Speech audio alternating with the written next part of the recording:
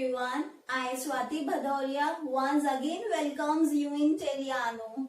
In our previous video, we have studied till traditional methods of irrigation. लेकिन nowadays, almost farmers are not using those methods. Why? क्योंकि वो इतने ज्यादा efficient नहीं थे. तो what they are doing for irrigation? They use pumps for irrigation. Mean to say कि almost pumps को यूज कर रहे हैं ये लोग इरिगेशन मेथड के लिए. क्या करते हैं कि पंप्स को रिवर्स पॉन्ड्स या फिर डायरेक्टली वेल से कनेक्ट कर देते हैं इरिगेशन के लिए.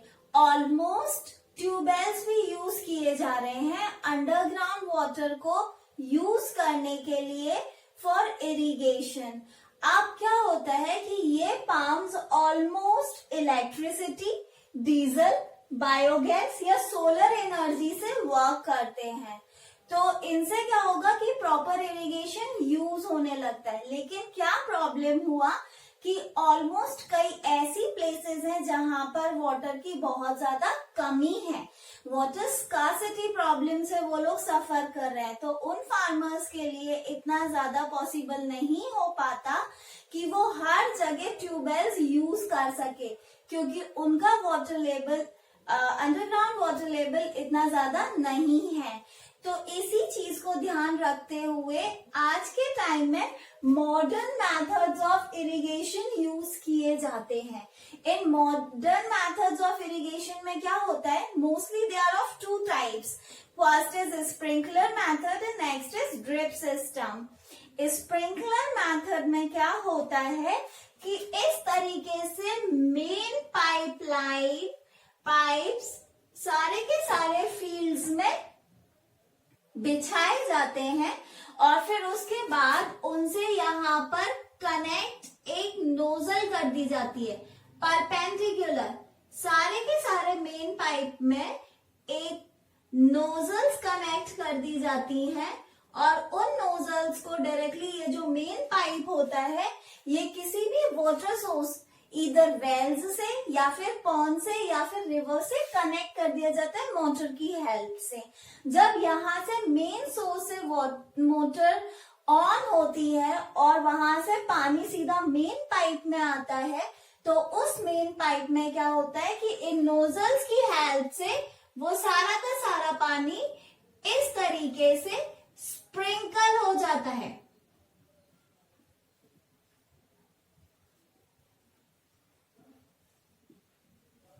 इस तरीके से, और उनका क्या हो जाएगा कि इस तरीके से स्प्रिंकल होता है जैसे बारिश हो रही हो. और ये वाला सिस्टम जो है स्प्रिंकलर मेथड, ये ऑलमोस्ट अनइवन लैंड्स के लिए या फिर सैंडी सॉइल के लिए बहुत यूजफुल होता है. तो यहाँ पर इनको क्या होगा कि ज्यादा वाटर की वेस्टेज भी नहीं होगी और ऑलमोस्ट उनको सफिशिएंट अमाउंट ऑफ वाटर भी क्रॉप्स को प्रोवाइड हो जाएगा. ये इनका स्प्रिंकलर मेथड था. और ये याद रहे कि स्प्रिंकलर सिस्टम में क्या होता है कि ये जो नोजल्स होते हैं वो ऑलमोस्ट रोटेट करते हैं और रोटेट करने की वजह से जो पानी का डिस्ट्रीब्यूशन होता है वो सारे के सारे डायरेक्शंस में इक्वल होता है. Next is drip system. इस ड्रिप सिस्टम में क्या होता है कि जो मेन लाइंस होती हैं वो क्रॉप्स के ऊपर फिट कर दी जाती हैं. इस तरीके से मेन लाइंस, नीचे क्रॉप्स रहते हैं और ऊपर मेन लाइंस उन क्रॉप्स के ऊपर कनेक्ट कर दी जाती है, फिट कर दी जाती है. और जब मेन सोर्स से वाटर स्टार्ट किया जाता है तो इस मेन लाइन में यहाँ पर कुछ होल्स कर दिए जाते हैं.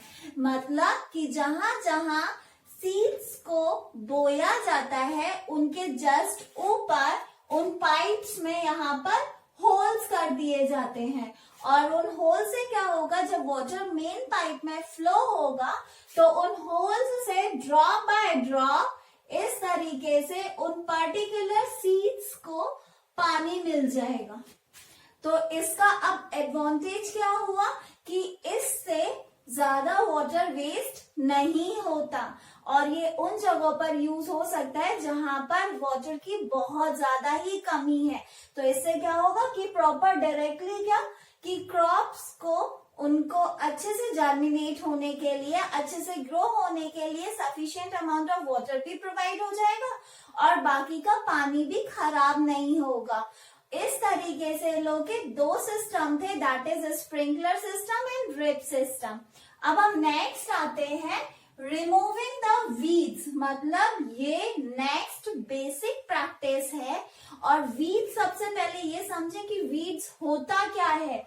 जितने भी अनवांटेड प्लांट्स होते हैं, मतलब कि अगर ये मान लीजिए कि कोई भी फार्मर जो है वो क्रॉपिंग कर रहे हैं राइस की, पैडी की, तो उस फील्ड में क्या हुआ कि इंस्पाइट ऑफ पैडी वहां पर कोई और अलग क्रॉप्स ग्रो कर जाए जिनकी हमें जरूरत नहीं है, अपने आप ही ग्रो कर गए, उनको हम बोलते हैं वीड्स। मतलब अनवांटेड प्लांट्स या फिर wild plants are known as weeds. लेकिन उनका अब होने से हमें क्या डिसएडवांटेज हो रहा है? उनका मेन डिसएडवांटेज ये है कि जितने भी न्यूट्रिएंट्स, जितना भी वाटर मेन क्रॉप्स को मतलब राइस को प्रोवाइड किया जाएगा, वो सारा का सारा ऑलमोस्ट वीड्स भी कंज्यूम करते हैं। और एक्स्ट्रा स्पेस जहां पर हमारे यूजफुल क्रॉप्स ग्रो हो सकते थे, वहां पर वीड्स ग्रो हो जाते हैं। तो इस वजह से हम लोगों को जो जितनी प्रॉपर क्वांटिटी ग्रेन की, मेन क्रॉप की मिलनी चाहिए थी, वीड्स के ग्रो होने की वजह से उतनी नहीं मिल पाती। और कुछ वीड्स के एग्जाम्पल है एमेरेंथस, शिनोपोडिया या फिर ग्रास। कई खेतों में तो घास भी उग जाती है। बथुआ जो ऑलमोस्ट यूज किया जाता है वो भी एक वीड है, मतलब वाइल्ड प्लांट है। और चौरी ऑलमोस्ट जिसको एज अ वेजिटेबल भी कई बार कंज्यूम किया जाता है, that is also a weed. तो ये सारे के सारे वीड्स क्या करते हैं कि हमारी ऑलमोस्ट मेन क्रॉपिंग को भी इफेक्ट करते हैं। इसलिए क्या होता है कि उन वीड्स को हमारे मेन क्रॉपिंग फील्ड से हटा दिया जाता है, रिमूव कर दिया जाता है। तो वो प्रोसेस जो कि वीड्स को रिमूव करने के लिए यूज किया जाता है, that is known as weeding. मतलब process of removing weeds from a crop field. किसी भी क्रॉप फील्ड में से कोई भी प्रोसेस वीड्स को रिमूव करने के लिए यूज किया गया, that is known as weeding. अब यहाँ पर क्या होता है कि वीडिंग का भी ऐसा नहीं है कि हम कभी भी क्रॉपिंग के ड्यूरेशन वीडिंग प्रोसेस स्टार्ट करते हैं, उनके लिए भी एक प्रॉपर मेथड होता है। जब क्रॉपिंग्स में फ्लावर या सीड्स आना शुरू हो, उससे पहले ही वीड्स को रिमूव कर दिया जाता है। What they are saying, so the best time for the removal of weeds is before they produce flowers or seeds. मतलब ये उनका बेस्ट टाइम होता है, मतलब उनके फ्लावर्स और सीड्स ग्रो करने से पहले ही वीडिंग प्रोसेस कर लिया जाता है। Next is various methods of weeding. अब मतलब कि वीडिंग प्रोसेस के क्या क्या डिफरेंट मेथड्स हैं, किन किन मेथड्स से वीड्स को रिमूव किया जाता है। First is removal of weeds by pulling them out with hand. कई बार फार्मर्स क्या करते हैं, उनको इतना आइडिया होता है क्रॉपिंग का कि उन्हें ये इजीली आइडेंटिफाई कर लेते हैं कि कौन से उनके मेन क्रॉप्स हैं और कौन से वीड्स हैं।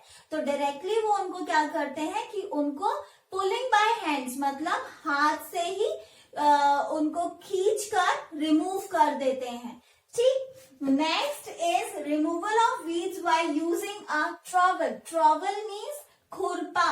खुरपी जो यूज करते हैं उससे ऑलमोस्ट डग आउट करके वीड्स को रिमूव कर देना। और third is by using weedicides. Weedicides क्या होते हैं? ये एक स्पेशल केमिकल सब्सटेंसेस होते हैं। ये ऐसे केमिकल्स होते हैं जिनको स्प्रे कर दिया जाता है उस मेन क्रॉपिंग फील्ड पे। उससे क्या होगा कि जितने भी वीड्स होंगे वो सारे के सारे डिस्ट्रॉय हो जाएंगे, लेकिन ये हमारे मेन क्रॉप पे कोई इफेक्ट नहीं देता। ये सिर्फ वीड्स के लिए इफेक्टिव होता है, तो इसलिए इनको वीडीसाइड्स बोला गया है। फॉर एग्जाम्पल 2,4-D, MCPA, ब्यूटेक्लर, ये सारे के सारे वीडीसाइड्स हैं, मतलब ये पॉइजनस केमिकल सब्सटेंसेस हैं जिनको वीड्स को रिमूव करने के लिए यूज किया जाता है, और ये हमारे मेन क्रॉपिंग पे इफेक्टिव नहीं होते, they are only effective for weeds. लेकिन हाँ, जो पर्सन इनको स्प्रे कर रहा है, मतलब कि इन वीडीसाइड्स का क्या होता है, इन केमिकल्स को वाटर में डिसॉल्व करके सॉल्यूशन प्रिपेयर किया जाता है, और उस सॉल्यूशन को पूरे के पूरे क्रॉपिंग फील्ड में फ्लावर और सीड्स ग्रो करने से पहले स्प्रे कर दिया जाता है। लेकिन द पर्सन जो इनको स्प्रे कर रहा है, उनको ये चीजें हार्मफुल हो सकती हैं, इसलिए वो लोग ऑलमोस्ट क्या करते हैं, अपना फेस और अपने हैंड ग्लव्स यूज करके और फेस कवर करके ही इनको स्प्रे करते हैं। This is all about weeds and weedicides. ये हमारी जो प्रैक्टिस थी रिमूविंग द वीड्स, ये हमारी कंप्लीट हुई। Now our next basic practice is harvesting. क्या होता है, आफ्टर 3 to 4 months हमारे जो क्रॉप्स होते हैं वो ऑलमोस्ट पूरे मेच्योर हो चुके होते हैं, उनका कलर गोल्डन हो चुका होता है। मीन टू से कि जब भी क्या ग्रेन्स जो क्रॉप्स होते हैं, क्रॉप प्लांट्स आफ्टर मेच्योरिंग अपना जो कलर होता है वो ग्रीन से गोल्डन कर देते हैं, उनका चेंज हो जाता है colour from green to golden. तो क्या होगा, इट मीन्स कि they are fully matured and ready for harvesting.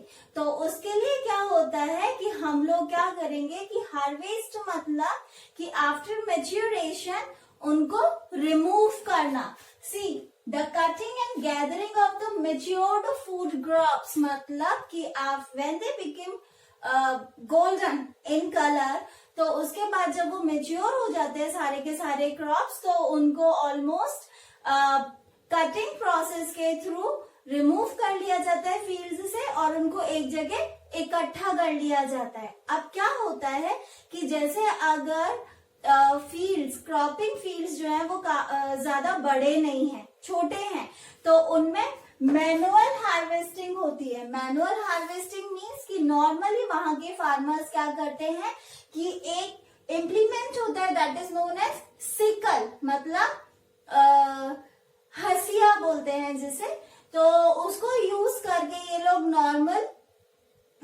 Crops को रिमूव कर देते हैं फील्ड से। लेकिन अगर लार्ज फील्ड्स हैं तो वो लोग ऑलमोस्ट एक मोटराइज्ड मशीन यूज करते हैं that is known as harvester, सारे के सारे क्रॉप्स को रिमूव करने के लिए, कट करने के लिए। अब उसके बाद क्या होता है कि अगर ये हार्वेस्टिंग प्रोसेस हो गई, तो अब हार्वेस्टिंग प्रोसेस के बाद क्या करते हैं कि सारे के सारे क्रॉप प्लांट्स को एक ही जगह लेकर इकट्ठा कर देते हैं। अब उनको इकट्ठा करने के बाद क्या होता है कि द थ्रेशिंग प्रोसेस कंटिन्यूएशन में आता है। अब थ्रेशिंग क्या होता है कि सबसे पहले समझे कि जो क्रॉप्स होते हैं वो अपने आप को एक आउटर कवरिंग में आउटर कवरिंग से कवर्ड रखते हैं। तो उनकी जो आउटर कवरिंग होती है, सपोज जब आपने ग्रेन देखा होगा इस तरीके से, तो उसके ऊपर एक इस तरीके से कवरिंग होती है, उस आउटर कवरिंग को बोला जाता है शेफ। किसी भी ग्रेन के, जैसे पैडी है, व्हीट है, इन सब की एक आउटर कवरिंग होती है that is known as chaff. तो थ्रेशिंग प्रोसेस के हार्वेस्टिंग प्रोसेस के बाद एक थ्रेशिंग प्रोसेस अप्लाई की जाती है। उसमें क्या होता है, the process of beating up the grains from the harvested crop plant. क्या होगा कि उनके शेफ को रिमूव करने के लिए it is done to take up grains from its outer covering called chaff. अब ग्रेन्स को उनके शेफ से रिमूव करने के लिए क्या होता है, थ्रेशिंग प्रोसेस की जाती है।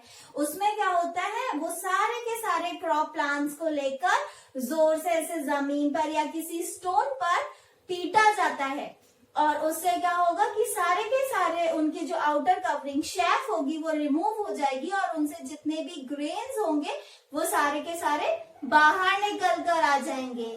अब क्या होता है कि अगर क्रॉपिंग फील्ड्स काफी छोटे हैं तो इन स्मॉल क्रॉपिंग फील्ड्स क्या होता था कि ऑलमोस्ट सारे के सारे जितने भी हार्वेस्टेड क्रॉप्स कलेक्ट किए जाते थे उनको ऐसे ग्राउंड फ्लोर पर बिछा दिया जाता था और जितने भी बुलक्स होते थे उनको अलाउ कर दिया जाता था कि वो उनके ऊपर से निकलना शुरू करे। जब वो उनके ऊपर से दौड़ते थे तो अपने आप ही क्या होगा कि उनकी शेफ रिमूव हो जाती थी ग्रेन्स की और ग्रेन्स बाहर निकल आते थे। बट इन लार्ज फील्ड्स और ऑलमोस्ट आज के टाइम में क्या होने लगा है, एक इम्प्लीमेंट यूज होने लगा है that is known as thresher. अब थ्रेशर को यूज किया जाता है थ्रेशिंग प्रोसेस के लिए, मतलब ग्रेन्स को उनके शेफ से बाहर निकालने के लिए। Next is the process of separating grains from chaff and hay. Hay क्या होता है, सबसे पहले ये समझिए कि जब क्रॉप फील्ड्स ग्रो किए जाते हैं तो उनके प्लांट्स जब फुली मैच्योर्ड हो जाते हैं तो उनकी जो लीव्स होती हैं और स्टेम्स होती हैं वो ऑलमोस्ट क्या करते हैं कि बहुत ही ज्यादा स्मॉल पार्ट्स में अपने आप को कन्वर्ट कर लेती हैं। तो बाद में क्या होता है कि जब ग्रेन्स ऑलमोस्ट रिमूव हो जाते हैं उनके शेफ से तो उनके शेफ को और बाकी का जितना भी प्रोसेस बाकी का जितना भी मटेरियल होता है लाइक उनके स्टेम्स होते हैं, उनकी लीव्स जो ड्राई हो चुकी होती हैं और स्मॉल फॉर्म में अपने आप को कन्वर्ट कर लेती हैं, उनको हम हे बोलते हैं, जिसका बाद में एक साथ इकट्ठा करके एनिमल्स के फॉडर मतलब चारे के काम में वो हे को यूज कर लिया जाता है। तो यहाँ पर फिर आफ्टर थ्रेशिंग एक और प्रोसेस होती है that is known as winnowing. उस विनोविंग में क्या होता है कि उस शेफ को और हे को आपस में सेपरेट किया जाता है। क्या होता है कि जब हम थ्रेशिंग प्रोसेस करते हैं तो ग्रेन्स तो उनके शेफ से बाहर आ जाते हैं, लेकिन उसके बाद क्या होगा कि वो शेफ, उनका हे और सारे के सारे ग्रेन्स एक साथ इकट्ठे हो जाते हैं।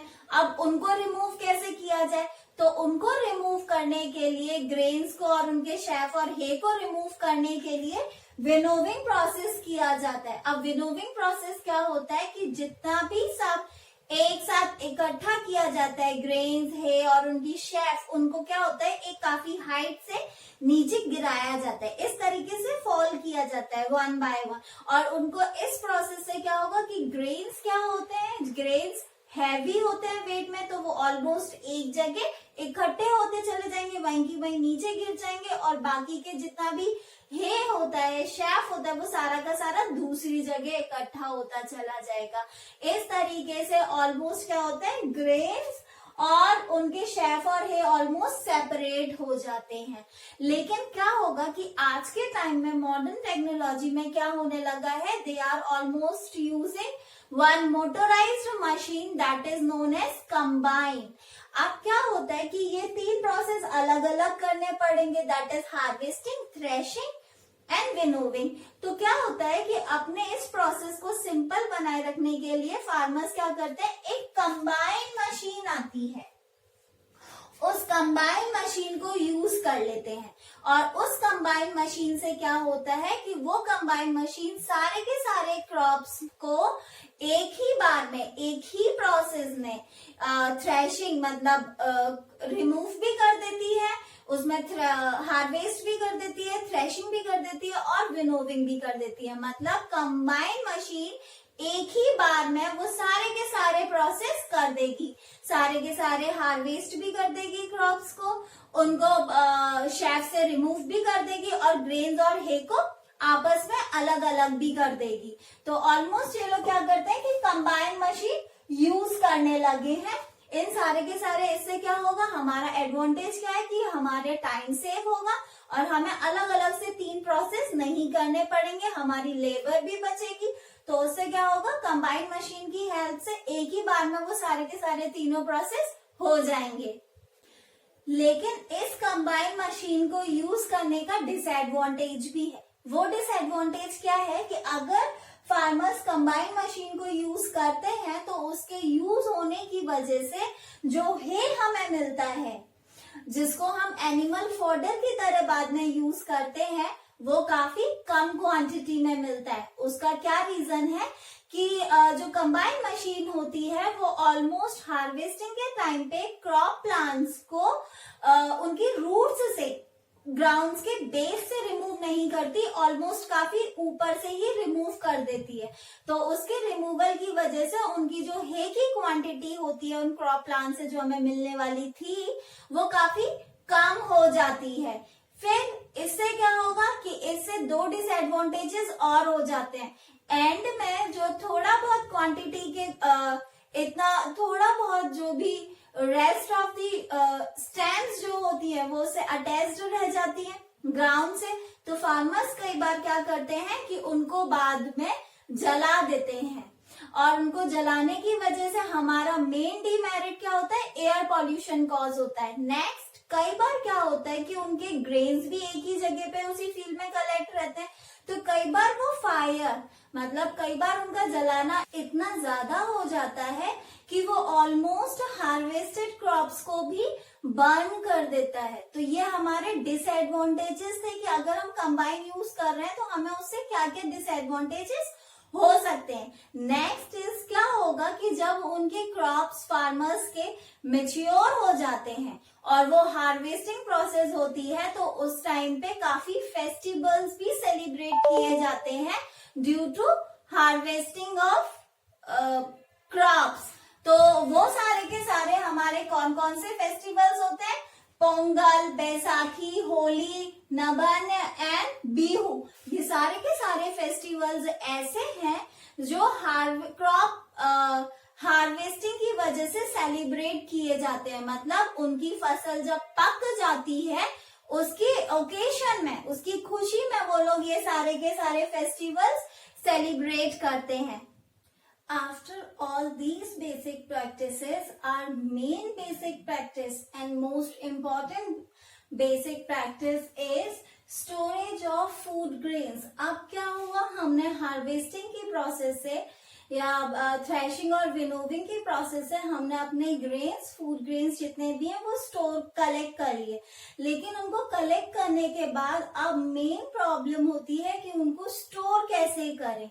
अगर उनको प्रॉपर तरीके से स्टोर नहीं किया गया तो वहां पर जितने भी इंसेक्ट्स हैं या फिर रैट्स हैं वो सारे के सारे हमारे ग्रेन्स को स्पॉइल कर देंगे।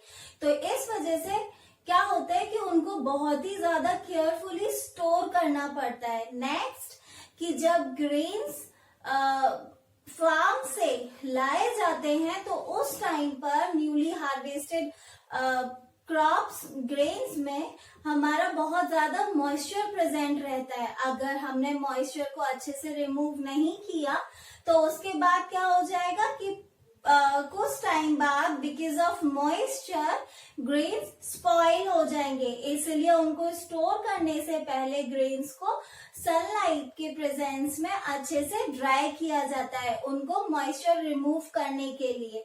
फिर उसके बाद क्या होता है कि Ghani bags means jute bags जो होते हैं, जूट या फिर गनी बैग्स, इनमें इनको स्टोर कर लिया जाता है। फॉर एग्जाम्पल जैसे हमारे यहाँ बोरे होते हैं, they are also known as gunny bags या फिर जूट बैग्स।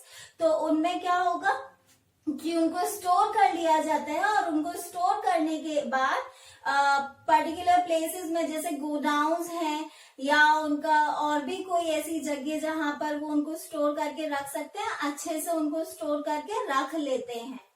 कई बार तो हमारी जो गवर्नमेंट एजेंसीज होती है, for example FCI, food corporation of India, वो डायरेक्ट फार्मर से कांटेक्ट करके और वो सारे के सारे ग्रेन्स अपने गोडाउन्स में जाकर कलेक्ट कर लेते हैं, परचेज करके। गोडाउन्स में गनी बैग्स होते हैं या उनको सिलोज भी बोलते हैं, मतलब मेटल के जो वो लोग एक कंटेनर टाइप स्ट्रक्चर प्रिपेयर करते हैं अच्छे से उनको स्टोर करने के लिए ग्रेन्स को। तो उन सिलोज में अच्छे से कलेक्ट करके स्टोर करके रख लेते हैं और टाइम टू टाइम उनमें पेस्टिसाइड स्प्रे किया जाता है जिससे इंसेक्ट्स उनको हार्म ना कर सके, स्पॉइल ना कर सके। ऑर्गेनिक बैग्स में इसलिए स्टोर कर लेते हैं बिकॉज वो इजीली ट्रांसपोर्टेबल होते हैं। तो ये हमारी सारी की सारी बेसिक प्रैक्टिसेस रही जिनसे हमारी फार्मर्स जो रहेंगे उनको अप्लाई करके एक हेल्थी ग्रेन्स प्रोड्यूस करते हैं। तो ये था हमारा कि किस तरीके से जो फार्मर्स रहते हैं या ह्यूमन बीइंग्स रहते हैं वो प्लांट्स पे डिपेंडेंट रहते हैं अपने फूड के लिए। नेक्स्ट इज कि एनिमल्स पे किस तरीके से अपने फूड के लिए डिपेंड रहते हैं। सी, एनिमल्स मेनली हमें 2 टाइप्स में फूड प्रोवाइड करते हैं। First is in the form of milk. तो वो एनिमल्स जो हमें मिल्क प्रोवाइड करते हैं they are known as milk animals, मतलब कि वो सारे के सारे एनिमल्स जिनसे हमें मिल्क एज अ फूड मिलता है और उन मिल्क से हमारे काफी सारे अदर प्रोडक्ट्स जैसे कि चीज है, बटर है, ये सब मिल जाते हैं। Secondly, meat and egg yielding animals, मतलब कि उन एनिमल से हम जो है एग्स या मीट के फॉर्म में अपना फूड कंज्यूम करते हैं, लेते हैं। जैसे कि कुछ एनिमल्स का flash in the form of meat human beings consume करते हैं, नहीं तो फिर एग के फॉर्म में जैसे कि हैन है, इन सब के एग कंज्यूम करते हैं।